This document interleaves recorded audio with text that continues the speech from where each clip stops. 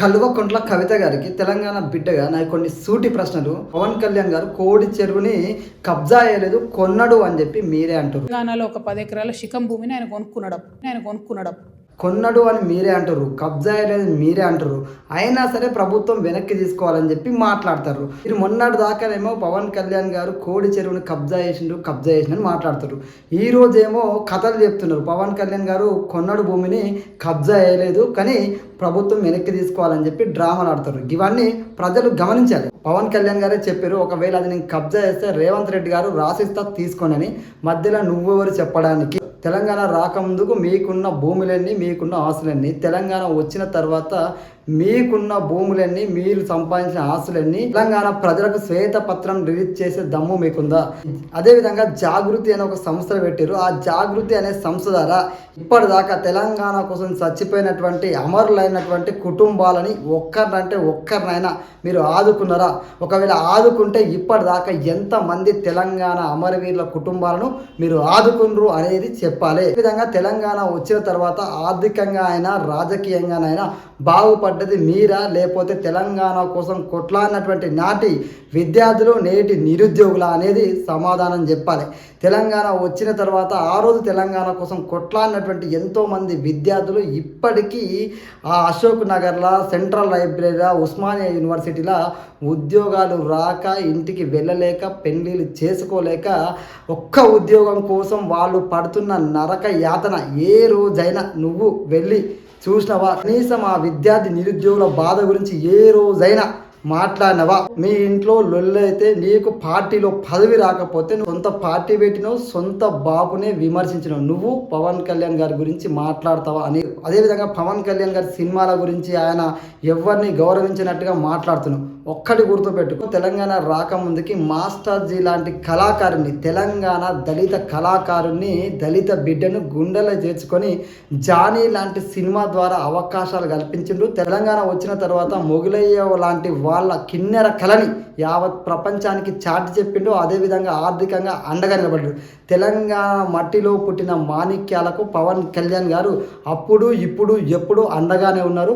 మీరు చూసే దృష్టికోణం మీ స్వలాభం కోసం, మీ స్వార్థం కోసం పవన్ కళ్యాణ్ గారి మీద విమర్శలు చేస్తారు తప్ప పవన్ కళ్యాణ్ గారిని విమర్శించే ముందు మీరు మన తెలంగాణ బిడ్డలకు ఏం చేశారు అనేది చెప్పి అప్పుడు విమర్శిస్తే బాగుంటుంది. అదేవిధంగా తెలంగాణ బతుకమ్మ అంటే ఆట పాటలతోటి అక్క చెల్లెళ్ళు చిందులేసేటోళ్ళు ప్రపంచానికే ప్రతిగా నిలిచే మన బతుకమ్మ పండుగ రోజున, బతుకమ్మ పండుగకి డీజేను పరిచయం చేసింది ఎవరు? డీజేలు వచ్చిన తర్వాత ఆడపిల్లల ఆట పాట ఏదైతే ఉందో బతుకమ్మ పాటలను కనుమరుగు చేసింది ఎవరు అనేది కూడా నువ్వు సమాధానం చెప్పాలి. తెలంగాణ రాకముందుకు బతుకమ్మ అంటే ప్రజలకు తెలియనట్టుగా, నువ్వు వచ్చిన తర్వాతనే బతుకమ్మ తెలంగాణ ప్రజలకు తెలిసినట్టుగా నువ్వు చేసిన విధానం తెలంగాణ ప్రజల్లో అయితే తీవ్రమైన అసంతృప్తి ఉంది.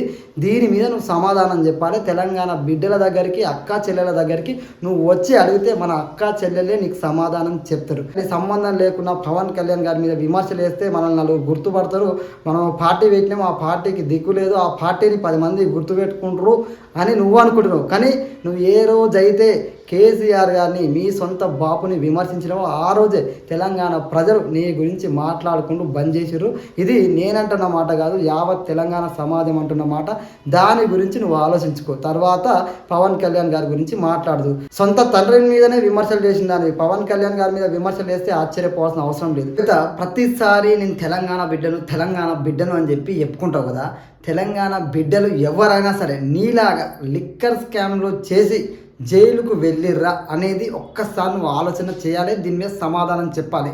తెలంగాణ బిడ్డలు ఎవరైనా సరే నీలాగా ఇలాంటి లిక్కర్ స్కామ్లలో ఇరుక్కొని తెలంగాణ పరువుని తీసిర్రా అనే దాని మీద ఒకసారి నువ్వు ఆలోచన చేయాలి. ప్రతిసారి నేను తెలంగాణ బిడ్డను అంటావు కదా.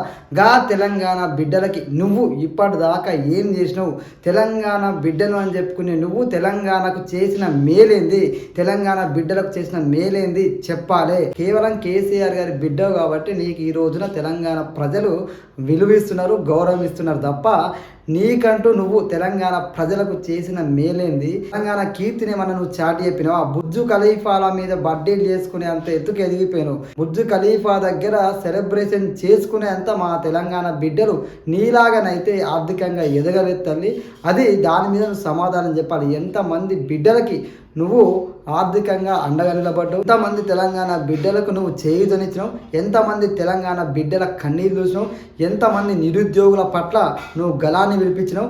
అధికారంలో ఉన్నప్పుడు ఒక్క రోజైనా తెలంగాణ ప్రజల గురించి, అదేవిధంగా నిరుద్యోగుల గురించి, ఆడపిల్లల గురించి, తెలంగాణ అస్తిత్వం గురించి, తెలంగాణ గురించి నువ్వు మాట్లాడింది ఏమైనా ఉందా అనే దాన్ని కూడా నువ్వు సమాధానం చెప్పాలి. ఎందుకంటే ప్రతిసారి తెలంగాణ బిడ్డను అంటూ లిక్కర్ స్కామ్లు చేసి నీ వంతు, అవమానపడు తెలంగాణ బిడ్డల వంత అనేది కూడా నువ్వు సమాధానం చెప్పాలి. ఇది అన్నీ తెలంగాణ ప్రజలు అంటున్న మాటలు, నేనంటున్న మాటలు కాదు. తెలంగాణ బిడ్డలు అంటున్న మాటలు. ప్రతిసారి మీ తెలంగాణ బిడ్డను అంటది, లిక్కర్ స్కామ్లు చేసి జైల్లోకి పోతుంది, బయటకు వస్తుంది, మళ్ళీ జై తెలంగాణ అంటది.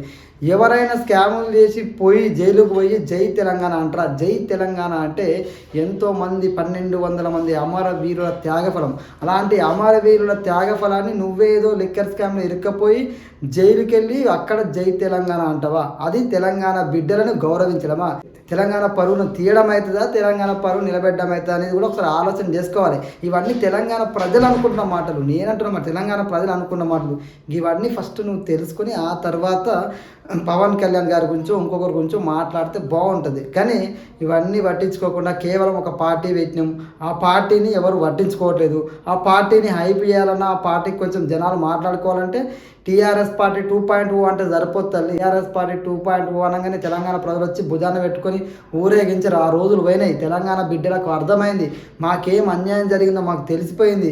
తెలంగాణ వచ్చిన తర్వాత మేము ఎంత బాగుపడ్డాం, ఏ విధంగా ఆర్థికంగా ఎన్నాం, ఏ విధంగా రాజకీయ అవకాశాలు పొందినాము, తెలంగాణ కోసం కొట్లాడలో మా అందరికీ ఒక అవగాహన వచ్చేసింది. ఇది నువ్వేదో చెప్పేసి తెలంగాణ 2.0 టీఆర్ఎస్ 2.0 అని చెప్పగానే నీ వెనకొరకు వచ్చి జనాలు అందరం పిచ్చోళ్ళం కాదు తల్లి. ఒకసారి నువ్వు ఆలోచన చేయాలి. నువ్వు తెలంగాణ కోసం బిఫోర్ నువ్వు అధికారంలో ఉన్నప్పుడు ఎందుకు మాట్లాడలేదు? ఎన్ని భూములు ఉన్నాయి, నీకెన్ని ఆస్తులు ఉన్నాయి, నువ్వు అసలు ఏ విధంగా రాజకీయ పార్టీ నడిపిస్తున్నావు అనేది ప్రజలకు క్లియర్గా తెలపాలి. అప్పుడు నువ్వు చెప్పి ఏ మాట మాట్లాడితే ఒక వాల్యూ ఉంటుంది.